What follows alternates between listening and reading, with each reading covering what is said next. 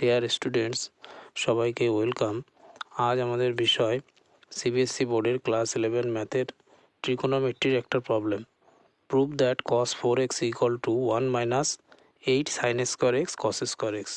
তাহলে এখান থেকে আমরা এলএসএস থেকে মানে লেফট সাইড থেকে আমরা অঙ্কটা স্টার্ট করি। লেফট সাইডে কি রয়েছে? cos 4x। দেখো, cos 4xকে আমরা লিখতে পারি cos 2 ইন্টু 2x। এইবার আমরা লেট করে নিই 2x is equal to theta. তাহলে এখানে যদি ভ্যালু পুট করে দিই 2 ইন্টু, তাহলে এটা থিটা লেট করে নিয়েছি, তাহলে cos 2 থিটা। cos 2 থিটার ফর্মুলা কি আমরা জানি? cos square theta minus sine square theta. আবার cos স্কোয়ার থিটাকে আমরা কি লিখতে পারি? 1 মাইনাস সাইন স্কোয়ার থিটা।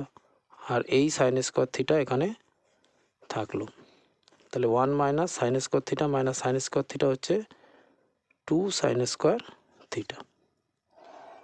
এবার দেখো এখানে 2 সাইন স্কোয়ার থিটার ভ্যালু পুট করে দিই। থিটার ভ্যালু কত আমরা লেট করে নিয়েছিলাম? 2x। তাহলে থিটার জায়গায় আমরা 2x পুট করে দিলাম। 1 মাইনাস 2 ইন্টু, এটাকে আমরা লিখতে পারি সাইন 2x এর ফর্মুলা কি? 2 সাইন এক্স আর কস এক্স, আর উপরে স্কোয়ার রয়েছে, তাহলে এটার উপরে ফুলটার উপরে স্কোয়ার হয়ে যাবে।